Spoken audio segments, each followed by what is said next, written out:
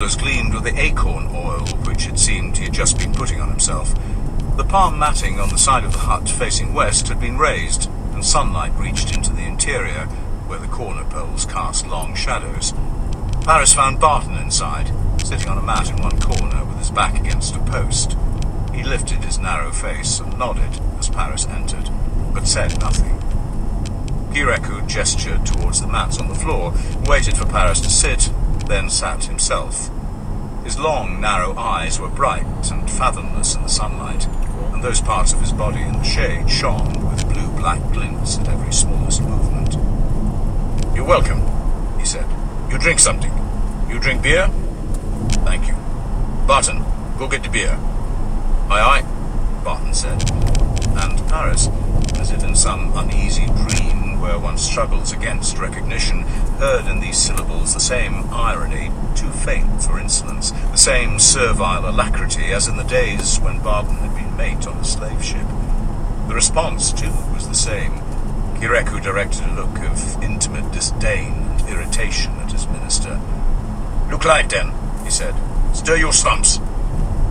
The beer was good, cool, unclouded, and not too sour to the taste. They had drawn close to drink, following the sociable custom of the settlement, by which the beer, like the gruel sometimes made from the same grain, was taken with long-handled shell scoops from the same wooden bowl. Paris smacked his lips politely at the excellence of the beer, and commented on the beauty of the scoops. They had been made, he was told, by Sefadu. He answered Kireku's queries as to his health and well-being, and waited through the long, hospitable silences. Whatever displeasure Kiereku might have felt at the way the palaver had gone, he showed nothing of it now. The face that regarded Paris was equable and handsome, with its broad nostrils and wide, full mouth. Thin diagonal scars of tribal incision showed faintly on his cheeks. The marks of thought were on Kireku's face. There were fine wrinkles at the corners of his eyes and slight vertical folds between the brows, but its general expression was confident and resolute. It was the face of a man in command of his passions and of the circumstances of his life. Now, either from indifference or contempt, he gave Paris the opening he needed.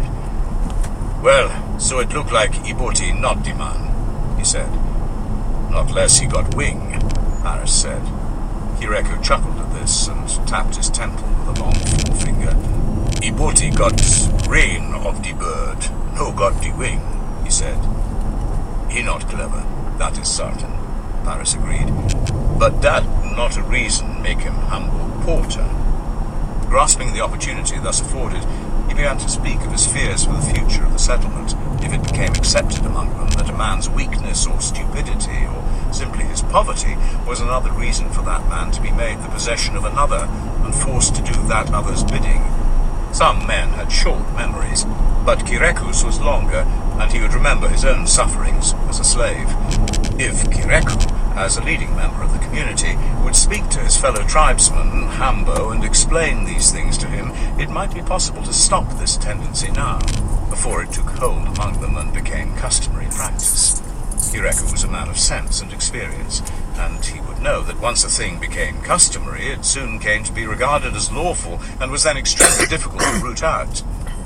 Concerned above all to find words that would express his meaning clearly, and show at the same time his confidence in Kiereku as an ally, Paris had not looked very closely at the other in the course of speaking. When he did so now, he saw at once that his words had failed of their effect. Kireku's position had not changed.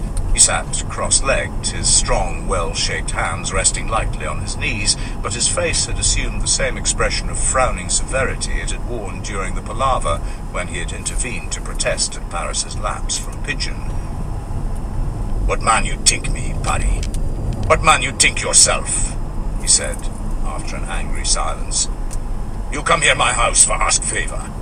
Man born me, I favor that man, no matter what, but you no born me.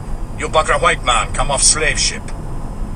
Paris took care to keep his eyes steadily on the other. Any shift of gaze would be taken as weakness. "White man, black man, all free man, all brother, live together this place, all same boat," he said.